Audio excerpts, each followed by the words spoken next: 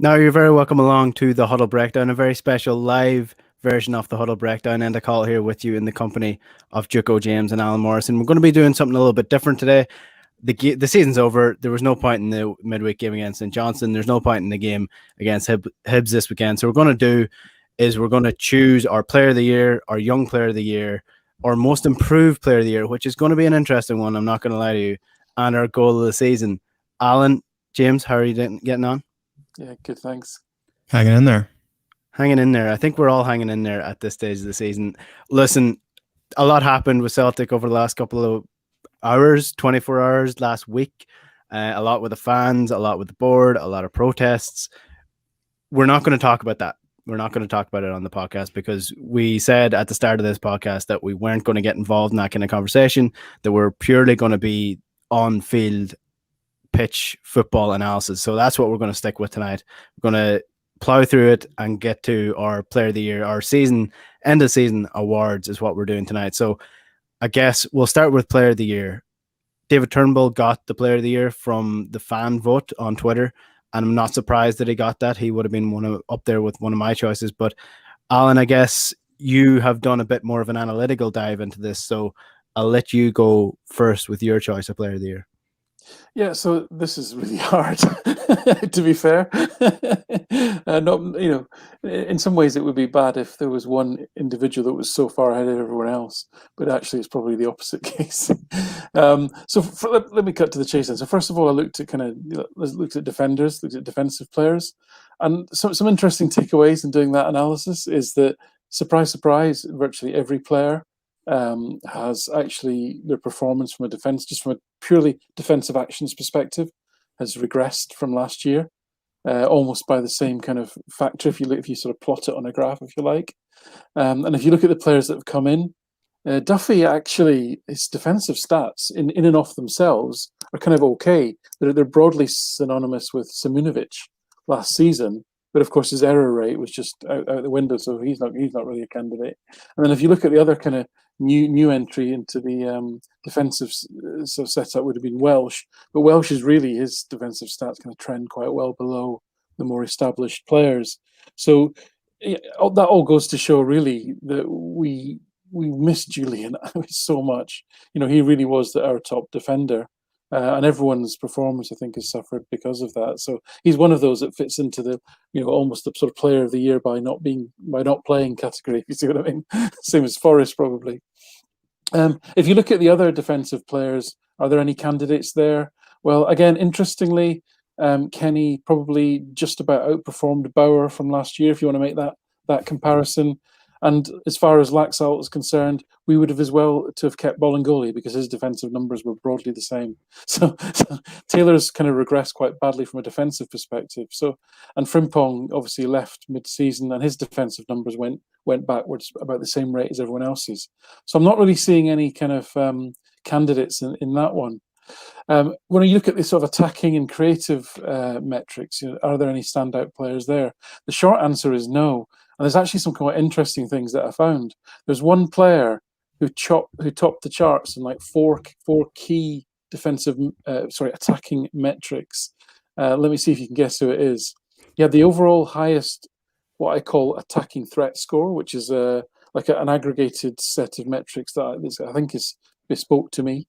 So he kind of topped that one. He had the most touches in the box per 90 minutes. He had the best packing receive rates in terms of receiving the ball, the forward passes. He had the best overall expected assists. Now that was boosted a little bit by one penalty win, but he was third in expected assists in open play. Can you guess which player that was? I'm gonna. It's one or two in my head. I'm gonna say Mohamed El Younousi. Nope. Ryan Christie. James? Nope. You only get one guess, James.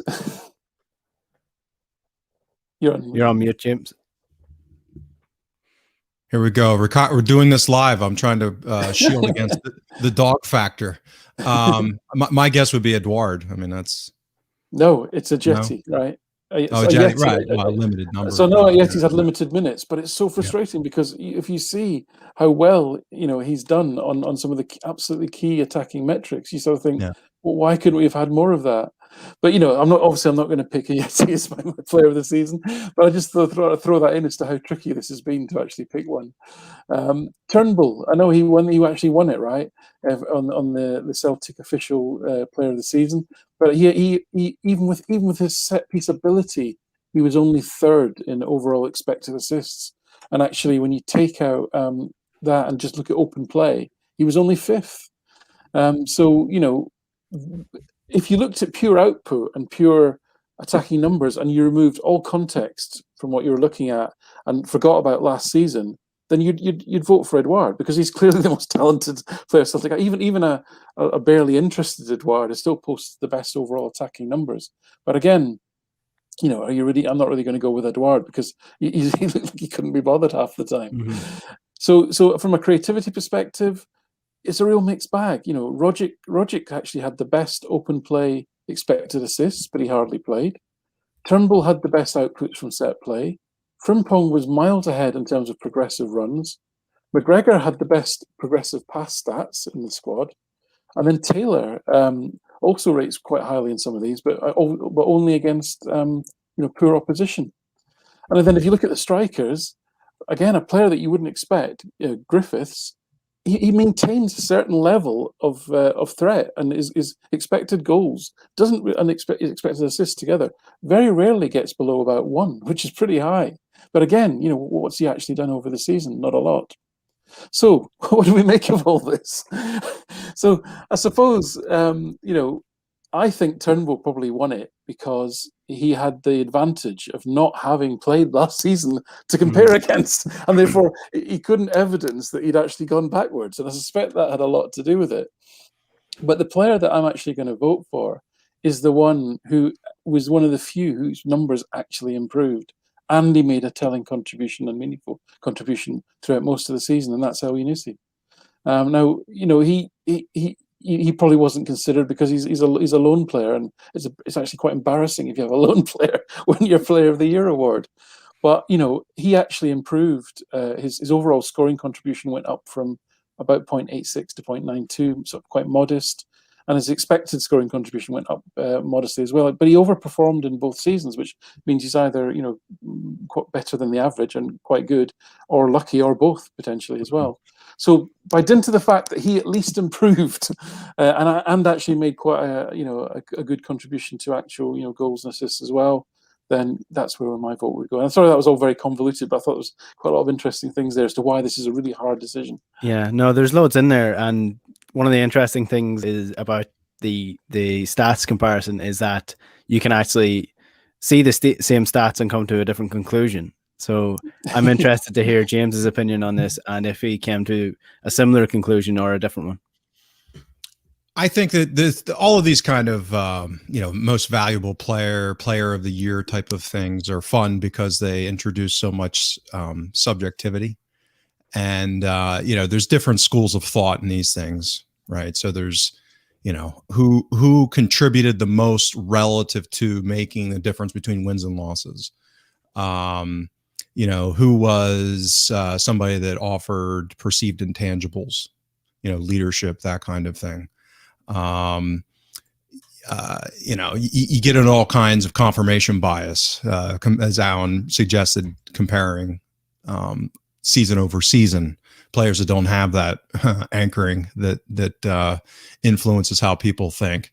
So I actually think there's a fairly clear person the way I think about these things. And I'm not saying that this is the way other people should or need to for sure, but I think that the single player that made the biggest difference relative to winning and losing, even given the debacle that the season ended up being, was Edouard.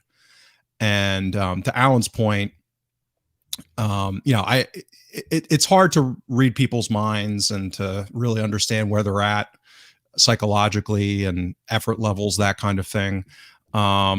So when I just look at his output, and I've talked about this on prior episodes where we think about the context of chance creation declining about 20% across the league.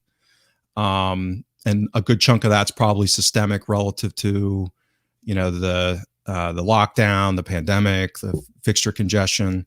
Celtics output being somewhere like maybe down 23-24%. I didn't update that over the last couple of games, so it's probably maybe a little bit better, maybe down 22% or something.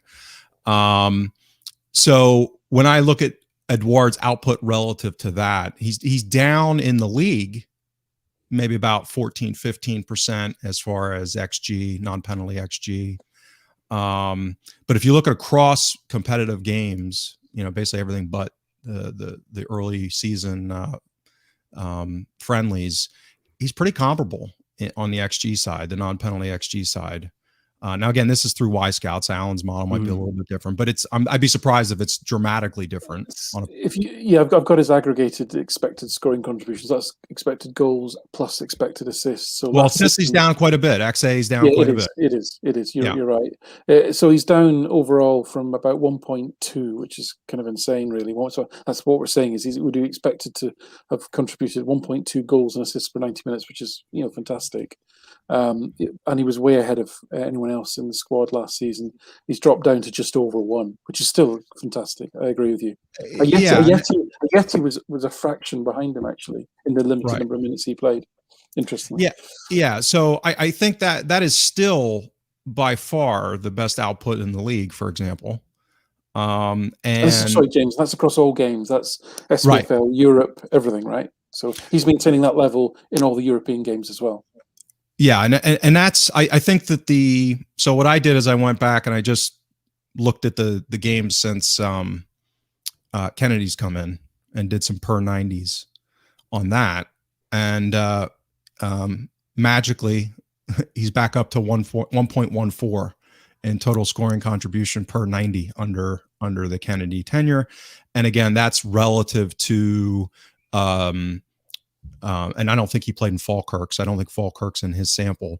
And it's about 6 games, so 6 games worth of 90 minutes. So again, it's not a huge sample size. The usual, warnings about small sample and all that, but I think it reflects the issues and the question marks relative to the structural problems and attack.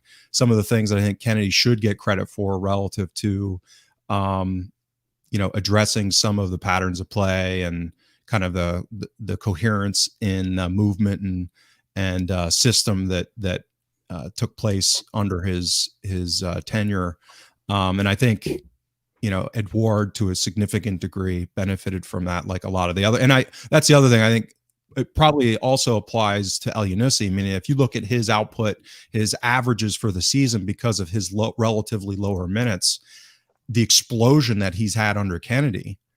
I mean, I can't even imagine what his numbers would be just in the Kennedy sample. It's probably crazy relative to his overall season numbers. So just the overall attack for the team has gotten a lot better under Kennedy's tenure against the harder schedule. I mean, 2 Aberdeen games, obviously the post split, games against top 6 teams, and obviously the two derbies. So. I think it's really hard to guess or guesstimate how much the early season issues. How do you delineate? I mean, the guy got COVID. How much did that impact it? Were there any lingering effects relative to that in the fall? Versus how much of it was just structural and the fact that our attack was a shit show for the vast majority of the season, and he was a victim of that. And the system not working relative to him, and I think how much of it was him being disinterested, how much was him being frustrated because he was so isolated and not getting service, and having guys shoot from 30 yards when he's open for a run, and the kind of the pressing that started to take place that we've talked about a lot, where guys were trying maybe too hard and trying to force things, including him, where people. Justifiably, some of the over dribbling and the running into defenders and that kind of thing, trying to force things. And, a lot of that's gone away under Kennedy. Now, some of that might be because there was nothing to play for. The pressure was kind of off. So that's obviously factors that need to be considered. But in that cauldron of the fall, when things were starting to really melt down and, the manager's throwing players under the bus for left and right, and all of the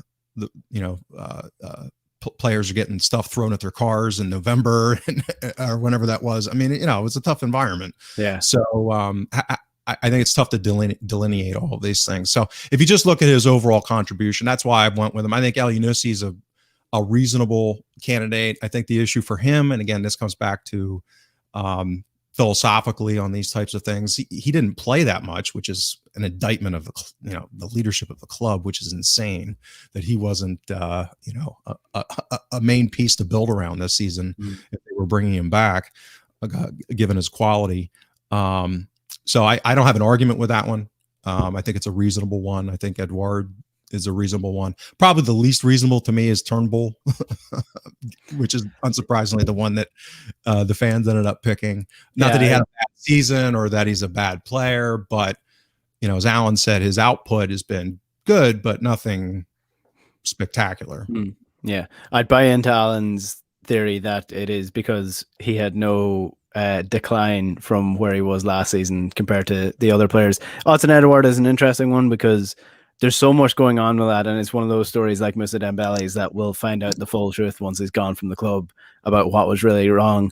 And to be fair, if you ask me, do I want a player who looks disinterested and scores 21 goals in a season, or a player who looks very interested and doesn't score any goals at all, I'm taking the one that scores 21 goals. So Odsonne Edouard has had a pretty decent season. Well, Alan, what do you have on his aggregate XG, like total XG? Non-penalty or penalty, like it is. Do you have that total number? Not his goal. But Wisecout has him. So this is all games, right? So his total XG is, so just bear with me, is 0.82. That's all games. Right. Oh, sorry, it's total. It's aggregate number, like the 30 or 20. I think it's 28, probably something in the 28 range. Got it. I've got the per 90 minutes that I've filtered for this conversation. Yeah, but so his XG per 90 minutes, he's underperforming, right? So his expected scoring contribution is actually just over 1, and his actual scoring contribution was about 0.8, 0.9. So this is what happened. This is sort of one of the things with Christie is like if someone is actually underperforming their expected, which can be because of just sheer bad luck. You still anchor onto that perception if you want to, and say they're having a crap season. And I proved this point with Christie, is that his actual attempts, long range shots, and all that sort of stuff was actually no less successful, really, than last season. It's just that he didn't score as many goals, and so that the perception then forms that he's terrible suddenly. Yeah, and I looked at Mane this week just because of some of the talk that was coming up with him, and I think he's a perfect example. His season, output this season, his XG is actually up. Like I think he's at a career, at least a last 6 year or 6 season career high in output. It's just his finishing has been atrocious. His scoring rate is just way below what it could be. And I even went back and looked at a bunch of his shots, and it's, a good number of them are good crosses that like they play a lot of. And headers that just don't quite go in, or keepers make good saves. And it's the margins on these things are so relatively tight in a single season that, and that's why I raised that out. I think even with his output, Enda, of 23 goals he's got, or something like that, is 21 goals, I think. Yeah. 21 in all competitions. He could have 4, 5, 6 more fairly easily, just with normal variation. Think about how many shots he had that were, right at the keeper, or, where there were good saves against them. So, that's been systemic for the club most of the season. That there's just been some bad finishing that's plagued us for the whole season, or a good bit of it. Yeah. So James has gone with Odsonne Edouard. Alan has gone for Moye El Yunusi for his player of the year. Nanoplastics CSC is going with Ayer. Robbie Smith says that if Sorrow was given more games recently, he would have been Player of the Year this season. And Stuart Bain is asking, what is with the stats? Get this Americans numbers crap out of our game. Well, I think the explanation around Alison Edward and why it means that he's underperforming is why we're using these stats. And Stuart, you're clearly a new person to this show, so strap in. It's good. There's a lot more stats coming down the line. I'm going to go with, and this is probably unsurprising given my track record on this podcast, I'm going to go with Christopher Ajer as my Player of the Year. Okay. And I actually agree in theory with James's selection, because if Celtic do not have Alison Edward, like I said, that's 21 goals they don't have, and outside of him they didn't have any goal scorers, at least they weren't playing them. But outside Christopher Ajer, that defense is League 2 quality potentially. If you look, if it's Greg Taylor, Stephen Welsh, John Joe Kenny, and then who else you putting in there? That defense isn't surviving in most of the big leagues. And Celtic, if they want to measure themselves off Champions League quality without Christopher Ajer, that defense is absolutely atrocious. So that's why I would go with him as the Player of the Year, because I think he's been incredibly important in a year where Celtic have really struggled. Let's move on to the Young Player of the Year. So I'm not really sure what the criteria is for Young Player of the Year, but we'll say under 23 or lower. Does that qualify as a young player? I suppose it does. I think, I'm sure I'm not completely accurate, but I think it's if you're 21 within that season, then you qualify. So you might be players that are 22 now. So in actual fact, this is probably going to be a relatively short conversation, because if you look at players who've actually played any substantive number of minutes at all, there's only really two candidates, which is Welsh and Turnbull. There are no other real candidates that they've turned out in any degree. Welsh, as I've mentioned before, actually has the his thing is he's been a very consistent performer, and consistency is something is a word to throw out there. Try to measure consistency before using sort of regression type analysis. And I think I probably need to look at that a bit more. But my takeaway on him is he's not, for a young player, his performance hasn't gone up or down a huge amount, and he's also relatively error free compared to a lot of the defenders that we've got.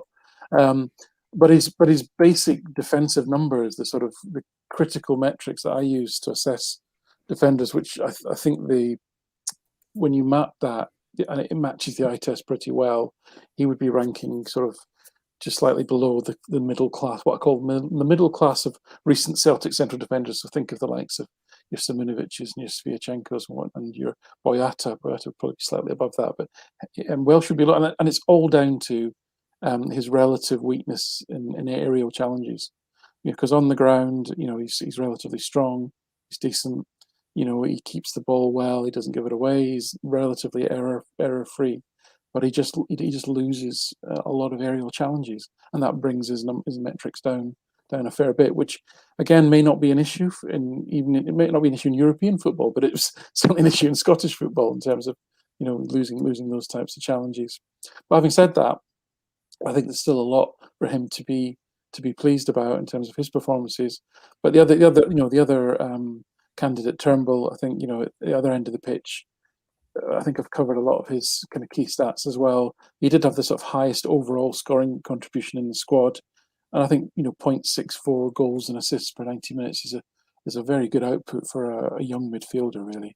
And we saw some of that at Motherwell, but to reproduce those numbers on the stage at Celtic, in the context again of pretty incoherent selection going on around him, and then even himself alternating between a sort of 10 role and an 8 role, I think he would certainly, out of those two, be the one that I think would deserve that young player award. Yeah, I think this is a fairly easy one, because I mean it's outstanding that David Turnbull didn't make it into the team until mid-December, really, that he was deemed not fit enough, despite several other players looking incredibly unfit on the pitch, and David Turnbull sitting on the bench. And who knows, he may not have been fit or not, but I'm just going to say he is my young player of the year. James, I suggest giving your opinion on Stephen Welsh and his new contract you're not giving this to Stephen Welsh? I think it would be closer than you might guess. I mean, I don't think Turnbull's a a runaway winner relative to Welsh, because again, I echo most of what Alan has said. It's if there was a most improved player intra-season, I'd give it to Welsh, because he's really just he's been impressive in a lot of ways. It's just a question of inherently whether or not he's at the level that Celtic need within the context of being a competitive team in Europe. So that's my threshold. This gets back to what's your benchmark and how do you view these things. So it's in no way am I critical of Welsh. It's strictly is he good enough for a high level that we're aspiring to. So yeah, I'm going with Turnbull simply because of the total contribution. But again, I think it's very close. I think given what Welsh was thrown into and how he performed and his reliability within that context, and Alan's point of relative consistency. I mean, he had some mistakes. He's a young player. I mean, he's going to have some issues. But overall, I think Welsh deserves a lot of credit. But yeah, I'm going Turnbull just because, as we've talked about, he's got something about him that's, as I've talked about in the past, when I kind of look through players, I look for outliers, things that just stand out and say, oh, that's weird, like Frimpong's running did. And I cited on earlier shows where he had the highest level of progressive runs in all of Europe on a per 90 basis. So Turnbull's set piece deliveries are, that kind of outlier, and his ability on the ball is that kind of outlier. And I think potentially we'll see if it's sustained. And the fact that he didn't play all that much and he's had some fitness issues and he's had different systems to play in and all this fluidity around him, and he's still at his age been able to put up the kind of output that he has, I think is pretty significant. So I'm interested to see how he fits with maybe the incoming Howe regime. We'll see.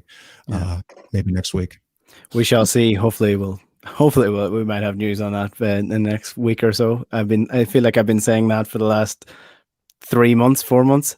Groundhog Day. You've been in the movie Groundhog's Day. Yeah, I'll tell you. I want to give a special mention to Karamenko Dembele, who scored his goal, and in what was it, his first home game for the senior team, and he managed to grab a goal despite not being allowed to play this season. And give a shout out to Luke O'Connell as well, who's absolutely flying it out on loan.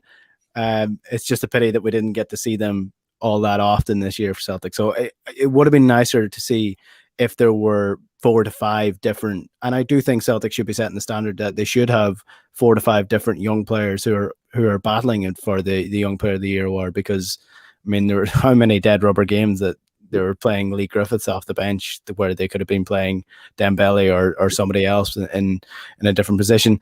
Let's move on to the most improved player, because this is going to be a tight one. This is going to be a difficult one, because I genuinely can't think of one single player that's improved this year. So Alan, prove me wrong. No, I can't really. I mean, I think it came down to 2 really that we've covered already. One from a sort of senior player perspective was El Yunusi, who's the only one whose numbers really went up from last year in any meaningful way, and actually was played enough games to make a contribution.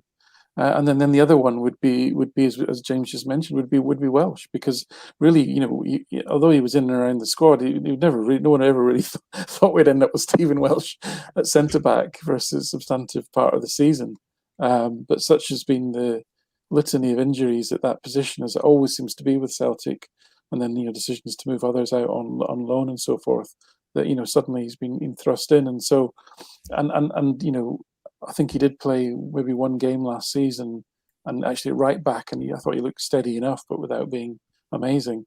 I would say probably Welsh, if you had to push me, is probably the one that's improved the most, really, to be able to hold down a place, because even when Bitten has been fit, he's not automatically been brought back in to replace him. So I think that's kudos to Welsh for holding that place down. Not against, admittedly, not a huge amount of competition, but James? yeah. So this is such a hard one. So, it's kind of throw something against the wall, given the context. So while there's definitely some season over season issues, mine's going to be a little more subjective with Greg Taylor. So, I've been on record for a long time now that he's, really shouldn't have replaced Bolingoli. Again, maybe there was something off the field after the late December derby, and I think it was 2019 or so many years bleeding together now. December 29th game, which was basically the last game of the Bolingoli era of any significance. So was not a fan of that decision, and he's got his limitations, and but I think there's been significant improvement in his game relative to some of his decision making. He's still at a certain level relative, basically outside of the top 3 or 4 teams in the league, is a really productive player. And I don't think he's ever going to be able to grow more or get terribly quicker or faster. But I think I've seen a decent amount of improvement in him taking on men this year. Still not at a level that we probably need. But at a level where, let's say last season I was chronicling how he wasn't able to get by St. Johnston's backup right back one-on-one. I mean, that was literally the level that he was at times, and not being able to get around and beat a man, where I think he accomplished that quite a bit this year. Not as much as we'd like or we need at higher levels, but some of his metrics, defensive metrics are going to be down with almost everybody. And I would argue a lot of that's systemic. So I'm going to give it to Greg Taylor because I don't think anyone reasonable anyway would question his work ethic or the effort that he puts in. And I think he deserves some credit because it looks like he's actually improved himself quite a bit.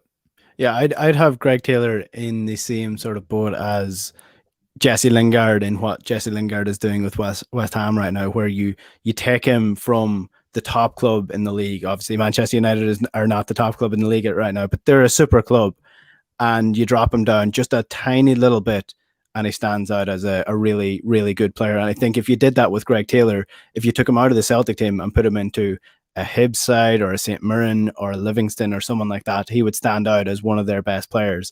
But he's just not good enough to be a standout Celtic player. He's good enough to be a bench player, good enough to be a squad player, just probably not good enough for that next level that's required to be a league winner with Celtic.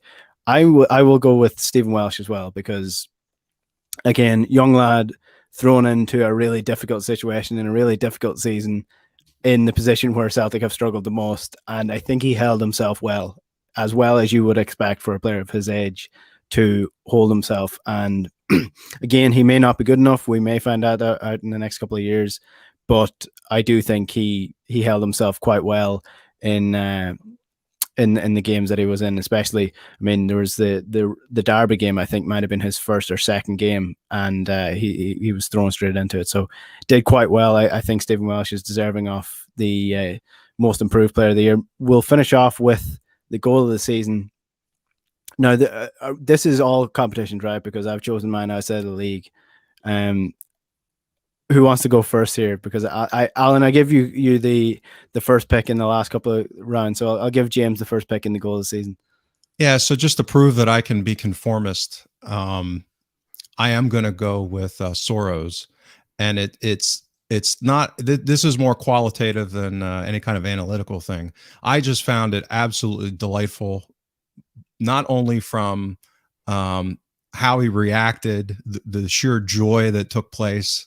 It was a fun thing to witness and experience as a supporter and a viewer, but also what it represented in an irony sense, relative to shot selection for the team all season, and having looked at his historical data when we first signed him, and the guy does not shoot, and the response he had going over to Lennon, and it seemed pretty clear that he had been given instructions that he should be shooting more. Have a go when you get close enough, and he did. Yeah, it was an incredible shot, and it was a great goal, and that joy was, I think, one of the most authentically positive moments of the season from just a human level. The smile on his face is and just that going over to Lennon and that interaction, we just didn't get enough of that this season, unfortunately. So the totality of that, and it probably was, I mean, Alan might have it, I didn't look it up. I mean, the XG on that was probably like 0.02 or 0.02. Yeah. So it was one of those where was not a great decision, but loved it anyway. Alan, your thoughts? Yeah, so I thought I'd have a bit of fun with it in a really nerdy, statty way and say, how would you assess a goal of the season? What are the different criteria you could bring? I'm going to make this as boring as I possibly can. So one of the things I thought is, what was actually the most? Can you say what was the most important goal in terms of the context of a match? And I actually do, believe it or not, I have a stat for that. So there is a stat that's quite common currency, which is called expected points. And expected points in common analytical circles is actually the number of points that you would have got in the league had expected goals for and against gone as the expected goals said, not how they actually went. But expected points in this context is slightly different. It's to say, obviously, you start off the match with 1 point, right? In any game, you start off the match with one point. If you were to score a goal in the first minute, how many points does that add to your one towards your maximum of 3? You see what I mean? So obviously, the later you score a goal, let's say it's 0-0, and you score a goal in the 90th minute, whereas you're currently sitting on 1 point for that match, in terms of logically, if you score in the 90th minute, there's very little time for the opposition to respond. Therefore, that's clearly a very, very incredibly valuable goal. And in fact, a shot that goes in the 90th minute at 0-0 is worth 1.6 expected points. Because you've still got those occurrences where people then go up the other end and score themselves. So it's not like you're not like jumping from 1 to 3. So 1.6 expected points. Actually, 2 goals fall into that category. If you can remember them both. One of them was El Yunusi's winner in Riga, which is important because that was a one-off European game, and that was crucial for Celtic making progress in Europe. And the other was Griffiths away at St Johnstone, where we were still actually in contention of the league. It was quite early in the season, and we got a very late winner, and that kept a bit of momentum because there was some decent form earlier in the season. So that those are, from a context perspective, I think are important. The other way to look at it is I think where the sorrow goal, which is the sort of traditional match of the day, long range, unexpected goal. So which goal was actually had the lowest expected goals? It was the least expected to go in. Celtic actually scored around 6 goals from that sort of area throughout the season, and Sorrows was the one that was picked. But the one that I would have picked out of the Celtic TV offering was actually of a similar XG. Would actually been Christie's against Aberdeen. Had a very similar XG. I think it was aesthetically more beautiful, and in the context of the game, a cup semi-final, and it was the game-breaking goal. I would have gone for that one off of those. That isn't my goal this season. Okay. I am going to carry on. Right. The other criteria. You're like my wife at a restaurant, Alan. Can you just order already? I've not even been drinking. The other criteria that I think is quite interesting is actually considering the context of the pass as well as the goal. So the assisting pass and the goal together maketh potentially the goal of the season. And so has there been a player that's taken out every single member of the opposing team in providing that assisting pass? So essentially, I'm sitting here with 10 players between me and the goal, and I found a teammate who's then scored, taken out the whole team with one pass. And that actually happened twice. Happened, Julien passed to El Yunusi for the first goal against Reykjavik in that 6-0 win. That was actually to 1-0. And actually McGregor did it when he took out the whole Livingston team in finding Bitton in that draw. But unfortunately, Bitton was slightly offside, so I'm going to discount that one. So in that spirit, my goal of the season was on the Celtic supporters' choice of 6, and it was the goal that McGregor scored at Aberdeen. And the reason that I've picked it is because it involved 3 pieces of superb technique together, under pressure, at pace. and that was Rogic's pass, which took out 10 of Aberdeen's players. It was McGregor's movement. He hit the ball. He went onto the ball at pace, and his finish was superb. So because there was 3 superb pieces of technique together and a killer pass, then that McGregor goal against Aberdeen was my goal of the season. Yeah, that's I've a lost you all, haven't I? comprehensive breakdown of the goals. I am going to say that it is my one for sure is Ryan Christie's in the cup against Aberdeen. And the reason being is I think it combines everything that is great about a goal in the season. And I think goal of the season, it flies in the face of everything that you guys do in terms of the long range shots and the unexpected. The best thing about these goals is that they are unexpected. Oh, yeah. They don't normally go in. And in many ways, they are quite lucky. Ryan Christie's was aesthetic to watch. It was completely unexpected and probably shouldn't have been scored.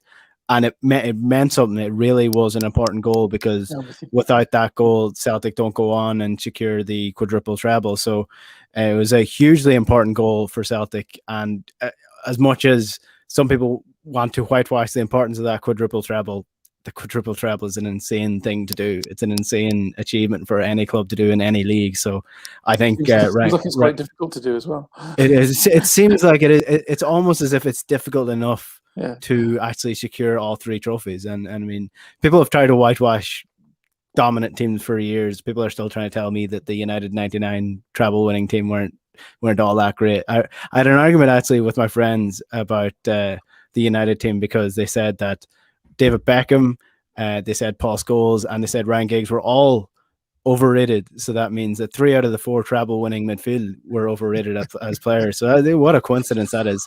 And I think people will try to whitewash Celtic's achievement because of the quality of opposition, but consistency over that level for that length of time is insane for me.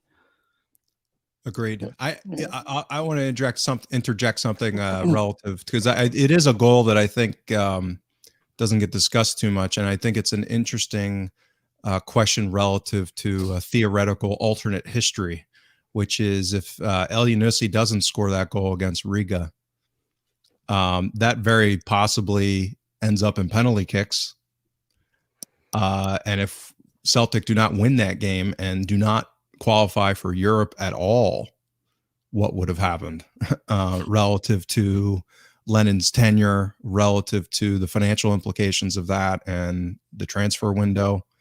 So that was a massive goal in many ways. I mean, and it was, it was a fairly good one too, but that's a great shot from Alan. I think it was an overlooked goal for the season. Ryan Christie scored an absolute screamer against Ferencváros as well in the first leg, didn't he? Yeah, it was a hit sure inside the box. Yeah, because I was sort of eating my words because I was giving out that Ryan Christie was playing up front, and then he pulled that one out of his bag. I was obviously happy, but then what happened in the second leg is not the happiest memory I have. So before we finish up, then anything you just want to finish on? We've picked our player of the year. So there's I went for Christopher Iyer, James, you went for Odson Edouard, Alan, you went for Moya Elyounoussi. Young player of the year, David Turnbull / Stephen Welsh. Stephen Welsh was the most improved player. James went for Greg Taylor, which I think some of us are surprised by, but we'll leave him to it. And goal of the season, Alan, remind me what yours was. That was the Christie. Sorry, I was. You weren't listening. When did you stop listening to me? It was the McGregor goal against Aberdeen. McGregor, the Rogic killer pass. I spoke to him much about Ryan Christie. That's why I forgot it. It was McGregor. James, yours was again. Well, Soro for goal of the year. Yeah. I want to just mention something. And again, this is not me. I've seen other people say it, so this is absolutely not an original thing. But I think there should be a club award for John Paul Taylor of the SLO, given the mess that he's had to deal with this season and the absolute nightmare that the support has become for a variety of reasons, a lot of them legitimate. But speaking of a man who's been in the midst of just, having a tough job, and doing it in a respectful and classy way. At least what I've seen. I don't know the man. I've never engaged with him personally, but just in seeing how he treats other people and deals with his job. I mean, just a heroic person at the club. So they ought to give him a lifetime achievement award just for the last 12 months. Yeah, well, from what I've seen from it, he can like sort of calm down any supporter by just being really polite. Whatever I can absolutely guarantee that whatever you see on a public forum like Twitter in terms of interactions, there will be 10 times as much behind the scenes that you do not see, and a lot of it will not be pleasant, I'm sure. So yeah, it's a great shout. Yeah, that is an absolute great shout, because again, it's not his fault, and I think it actually comes into the conversation that we said we weren't going to have, and that was the communication between the club and what's happening. Is that he was left deal with most of the shit. He did it quite well, and when you deal with it in a polite, respectful manner, in a way that doesn't sort of push the fans away in that, like, oh, who are you to have any opinion on the club, then the fans generally respond well to that. It's almost as if it's a good PR move to have someone communicating well with the club. Who'd have thought? Anyway, that was enough for this season. That is the season awards on the Huddle Breakdown. Hopefully, and again, I said this about 4 weeks ago, that Eddie Howe might be appointed by next week, that we might have something to talk about. But if not, we'll do our end of season review and the review of the shit show that was this season for Celtic. But until then, thanks for watching the first ever live version of the Huddle Breakdown, and we'll chat to you next week.